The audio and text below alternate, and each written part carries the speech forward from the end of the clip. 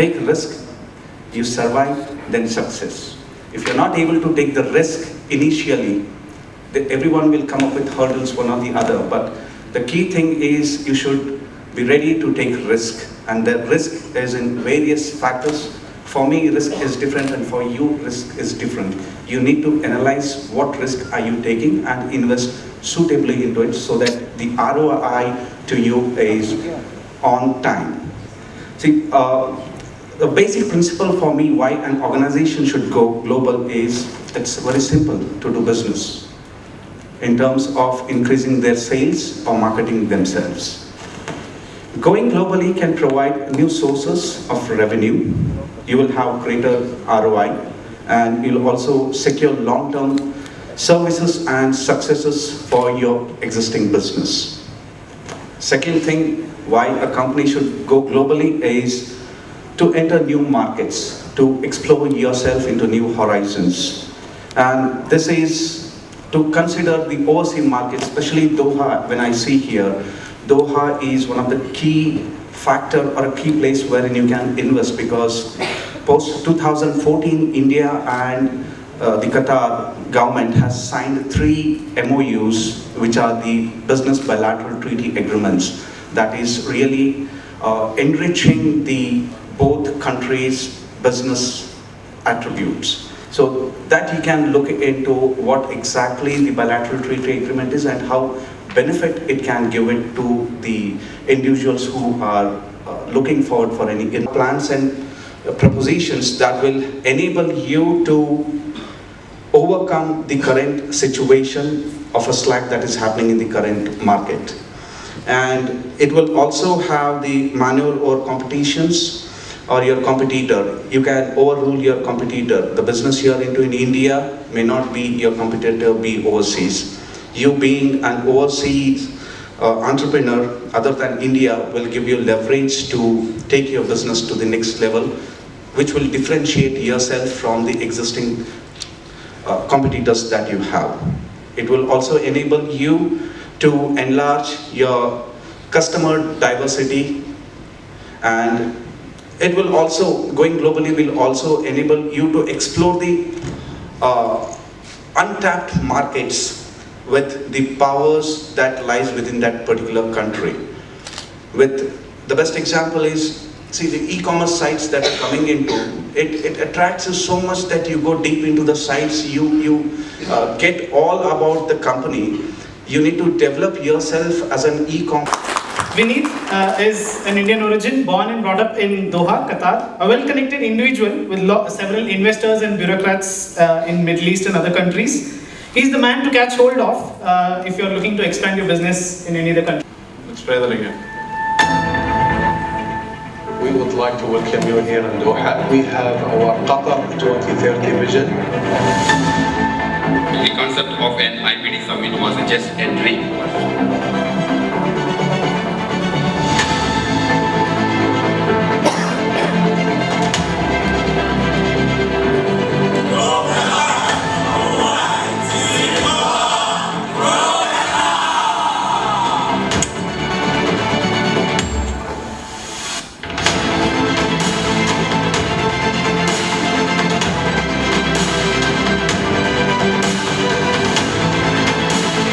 It's really great to see that the private sector is playing a proactive role in promoting Qatar as a business destination and as a business hub as well.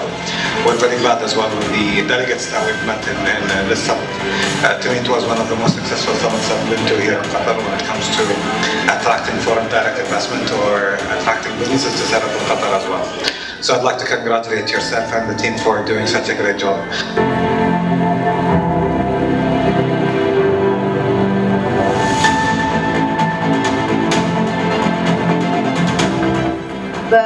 Brilliant get-together with amazing people. We met and there's some business proposals already in line. Doha is magic, IPD is magic.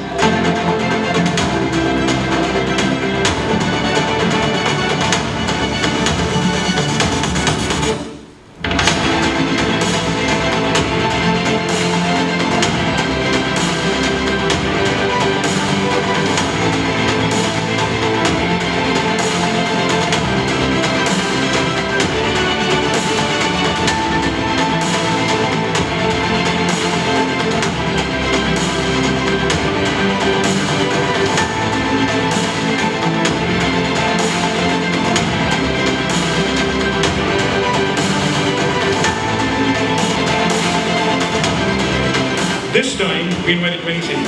Next time, it's going to be 100 plus cities.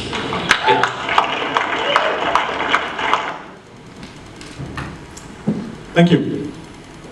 So quickly, what is IBD? You know, some of you were asking me, what is IBD? So let me just give you a quick explanation of what IBD is. You know, I'll make it very simple. We are a network of international investors, entrepreneurs, policymakers, influencers, innovators from around the world, pretty much 100 cities. I know you saw host city Doha there. I know we had a great presentation about talking about bilateral trade between Qatar and India.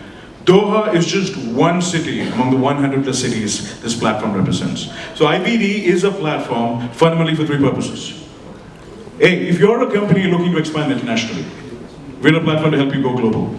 I'm going to explain later how we do that. You know, if you're looking to access new markets, whether it is the ASEAN economies, the last photos were just there, we just came down here, or whether it's you're looking at North America, Africa, or any of these hospital. This is a Czech-based venture backed by an investor who's part of an investor network, and where the Free Zone Authority in Qatar also had a role to play. So this was the biggest deal which happened, and all the other deals put together was $500 million. In India, there are a couple of projects, some of the ventures which actually got funded. One is a vertical farming project.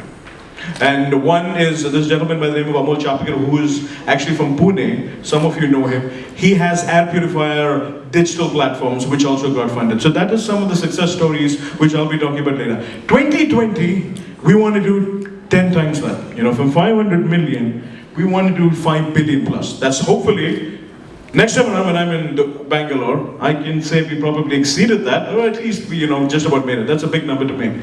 So this is pretty much give you a snapshot of what we are, and to give you an idea of what we want to do and what we want to achieve.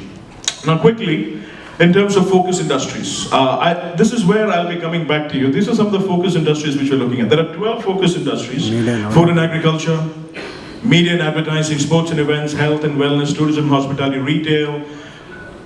We have energy, power production, finance and consulting, building and real estate, technology, automobile transport, and franchise opportunities. Now, I'm going to come to these things in detail. We're going to discuss, we're going to have an interactive session. We're going to be asking questions. We'd like to hear from you. A lot of investors. This is a different...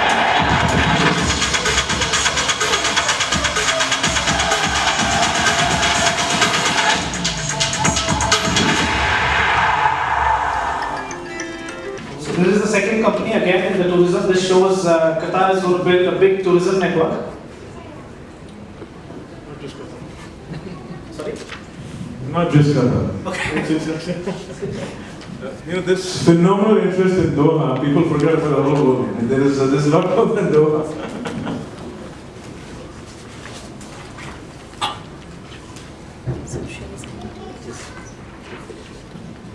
Just talking about tourism, I was talking about the island which is portrayed as the next Bali. The islands are significantly more pristine. They have gone ahead to build infrastructure which you won't believe is possible. You have to go and see the kind of infrastructure there. Yes, sir. Yes, sir. Come close, please. Come close, please. Yes.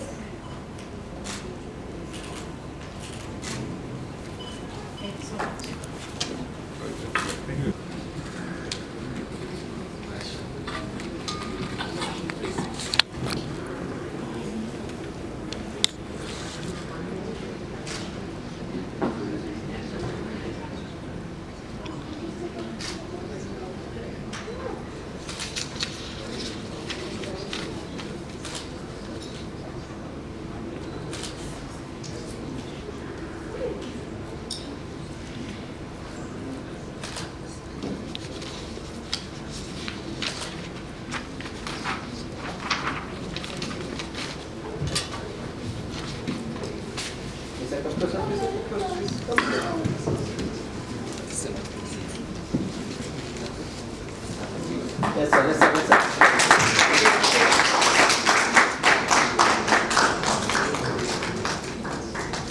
The nanotechnology, which is really into the commercial fronts. So myself, as one of the innovator, the very first time in Indian market, we are trying to launch few of the products in the recent past.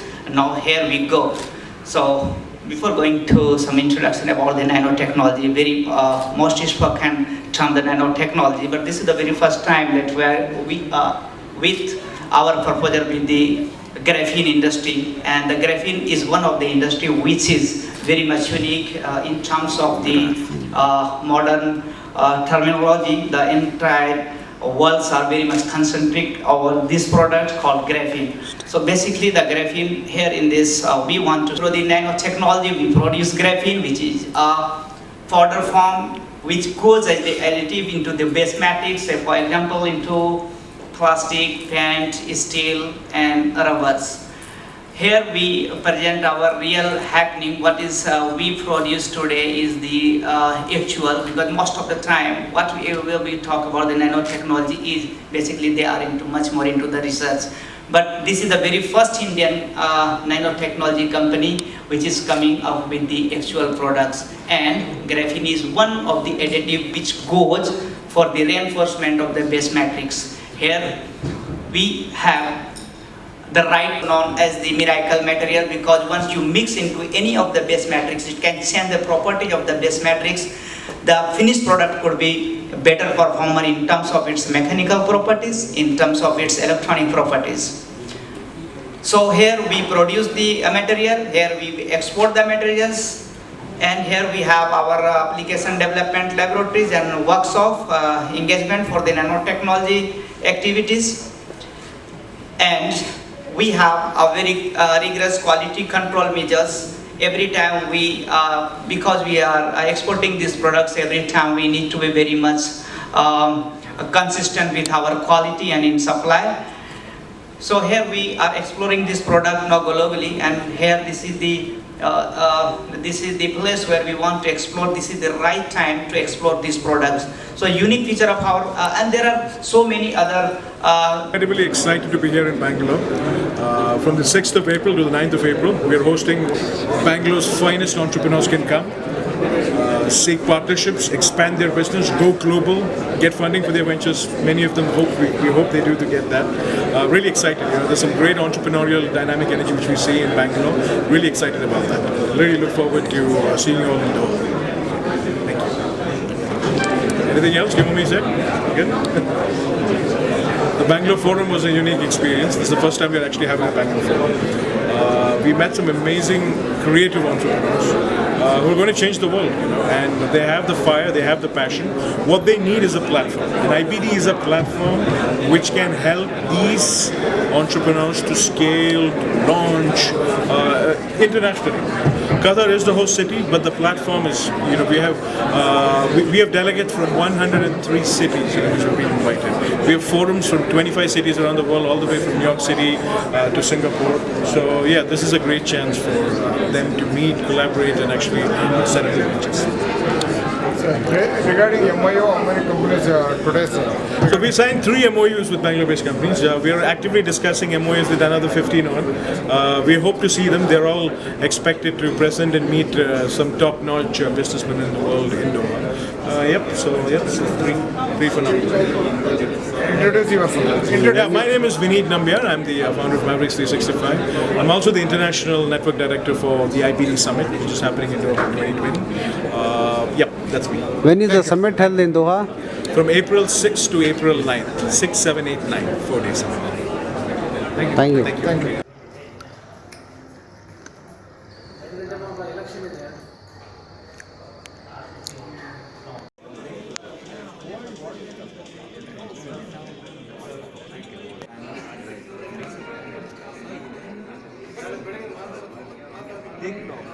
And we are 90% exporters. So luckily, at the moment, we are trying to explore this product to the domestic markets, basically into the battery industries, the paint and coating industries, and into the electronic industries. Since how many years are you in this company, sir? You are handling this company was incepted in 2012, but since 2018, we are into the production establishment, and company is doing pretty well.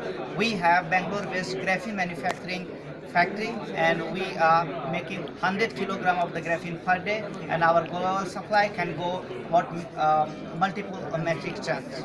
You have signed the MOU today. How do you feel signing that? today in the IDB, which is a really very impressive session today we had, and we had the right session here to interact with the various global people, and I'm very much excited to have the MOU today, and I'm very much hopeful with this summit, and this is going to explore the market for our products, and really I'm very much excited for the summit MOU today we had. Introduce yourself. Once again, introduce yourself. My name is Naushad. I am the managing director of the company called BT Corp GENERIQUE NANO Private Limited. BT Corp is the very first Indian nanotechnology company which have workable products for the world customer. My name is Naushad and I'm the managing director of the company called BT Corp GENERIQUE NANO Private Limited. I'm into the technical lead of this company. This is the very first Indian company into the nanotechnology which has the workable products which are purely for the world market. This is the very first Indian nanotechnology company which goes for various applications.